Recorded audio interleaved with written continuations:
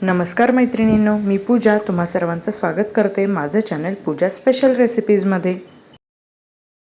रोज रोज त्याच चटण्या आणि भाज्या खाऊन कंटाळा आला असेल तर आज तुम्ही ही चटणी नक्की ट्राय करून बघा। तर आज आपण बनवणार आहोत सर्वांची आवडती अशी कारल्याची चटणी। कारलं बघून जे नाक मुरडतात त्यांना सुद्धा जर तुम्ही अशा प्रकारे चटणी करून दिलीत तर ते अगदी आवडीने खातील आणि पुन्हा पुन्हा तुम्हाला बनवायला सांगतील। तर यासाठी मी इथे घेतले एक मध्यम आकाराचं कारलं आणि त्याच्या आपण अशा लहान लहान फोडी करून घ्यायच्या आहेत।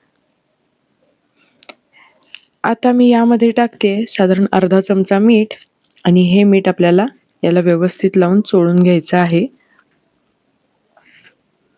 मीठ लावून मी एक 10 मिनिटं हे बाजूला ठेवते।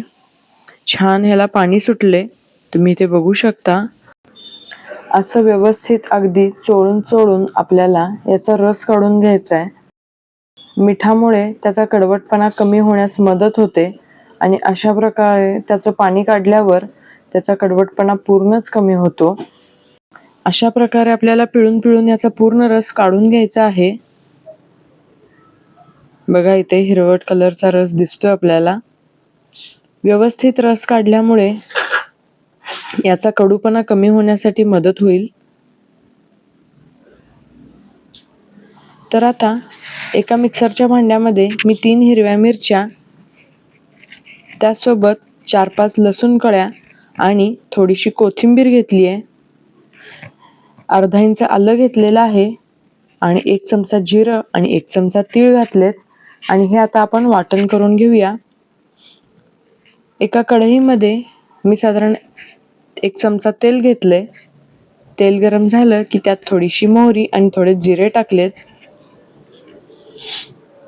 हे जिरे मोहरी तडतडले की आपण त्यात घालणार आहोत एक बारीक चिरलेला कांदा। मध्यम आकाराचा मी कांदा घेतलेला आहे। आता हा कांदा आपण व्यवस्थितपणे फ्राय करून घ्यायचा आहे। कांद्याच्या सोबतच तुम्ही कारलंही टाकू शकता। मी 1-2 मिनिटानंतर टाकले। सोबत फ्राय केलं तरीही चालेल।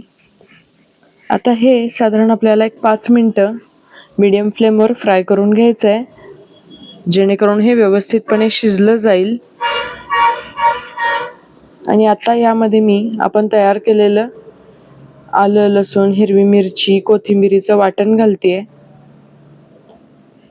आणि हे सुद्धा आपण व्यवस्थित मिक्स करून घेऊया। कांदा आपला व्यवस्थितपणे ट्रान्सपरंट झालाय।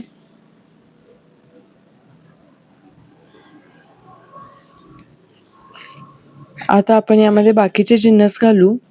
साधारण 1 ते 2 चमचे मी इथे शेंगदाण्याचं कूट घातलंय। जास्त बारीक कूट नाही वापरायचं, थोडंसं जाडसर कूट वापरायचं, म्हणजे या ठेच्याला किंवा चटणीला खूप छान चव येते।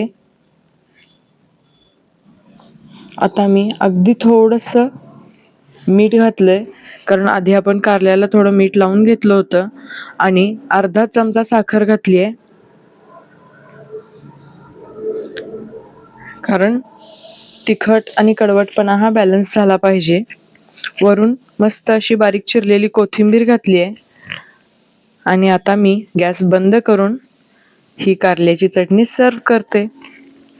तर अशी ही मस्त अशी अजिबात कडू न लागणारी कारल्याची चटणी तुम्ही नक्की ट्राय करा आणि ही रेसिपी तुम्हाला कशी वाटली हे मला नक्की शेअर करून कळवा।